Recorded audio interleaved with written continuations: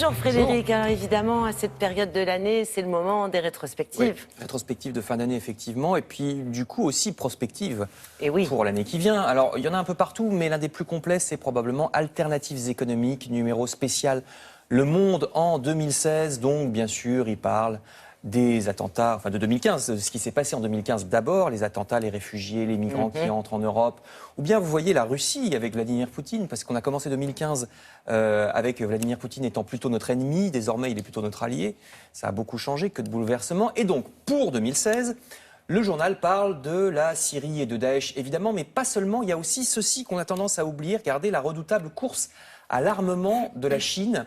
Mais que va donc faire la Chine avec toutes les armes qu'elle a pu acheter grâce au commerce, grâce à l'argent qu'elle a gagné en nous vendant ses produits? Effrayante carte également où on voit que la Chine est en conflit larvé avec presque tous ses voisins, l'Inde, le Japon, la Corée. La Chine met la pression aussi sur Taïwan ou sur les États-Unis pour revendiquer sa propriété sur les mers et les îles. Le budget militaire de la Chine a été multiplié par 5 depuis 15 ans.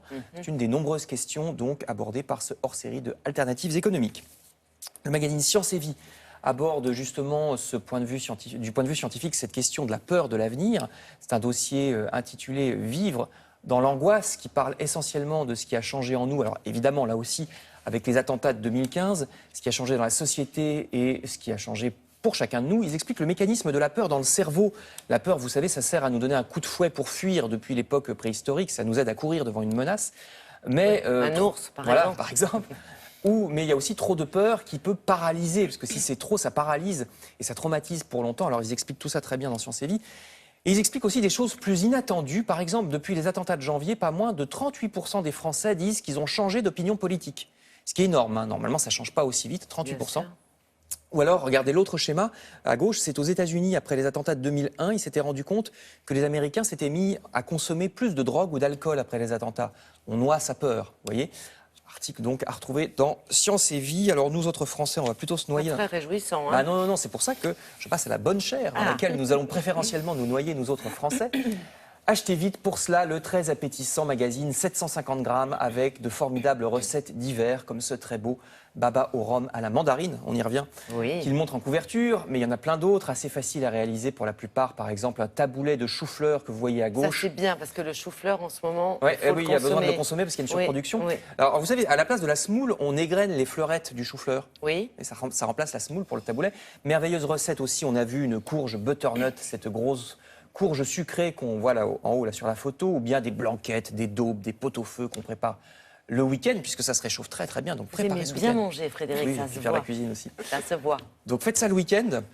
Enfin là, c'est un peu le lendemain des fêtes, vous en avez peut-être marre de la bouffe, mais après, faites ça le week-end et puis réchauffez pour emmener au bureau le midi. Magazine 750 grammes, petit côté Vive la France également dans les news magazines comme l'Express qui fait sa une sur les symboles et les mythes nationaux qui ont fait la France. Vous voyez en couverture la Révolution de 1830, image célèbre de la République française. Mais alors, il y a vraiment de tout dans ce numéro sur l'histoire de la France, aussi bien les rois, les écrivains, vous voyez François Ier, Voltaire, il y a aussi Vercingétorix, le rôle de la femme qui a changé au XXe siècle, ou bien encore les aventures d'Astérix ou les films de Michel Audiard. Vous voyez que c'est très large, un numéro spécial de l'Express consacré au peuple français. Et dans le même esprit, je vous conseille aussi, pour terminer, ce très français magazine qu'est Cosette, toujours très amusant et iconoclaste, qui parle de tous les sujets avec un ton de liberté, de mœurs très rafraîchissant.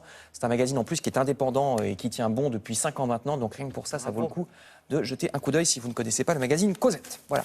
Merci beaucoup. Nous allons repartir sur le web avec Julia, parce que là aussi, on a droit à un petit bilan, photo, vidéo de l'année, une sélection signée Julia, donc. Exactement, hein. On va avoir le droit à beaucoup de choses, vous le disiez, des bilans, des rétrospectives. Je vous propose de découvrir cette rétrospective de l'année 2015. En photo, c'est la sélection du journal Les Échos. Photos de grands journalistes et de grands reporters, évidemment assez marquantes. Le carillon, là, l'hommage aux victimes, après les attentats du 13 novembre. Et vous allez avoir toute l'année en photo. Là, vous avez cette montagne de gilets de sauvetage de migrants sur l'île de Lesbos, en Grèce, qui est beaucoup revenue et qu'on a vu beaucoup. Vous avez évidemment la marche républicaine du 11 janvier après les événements de Charlie Hebdo. Là, on est place de la République. Ce sont des images qui ont été portées dans le monde entier. Là, on est à Kobané en Syrie au mois de janvier 2015. C'est un soldat kurde qui regarde la ville ravagée. Vous avez aussi la lutte contre l'épidémie Ebola en Sierra Leone. Énormément de choses qu'on va trouver partout. New York, cerné par la banquise en février de l'année dernière. Une photo on avait assez oublié ça. impressionnante.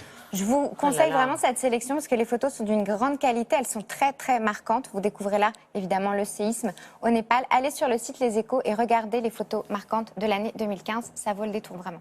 D'accord. Merci beaucoup pour cette sélection. On est en période de vœux.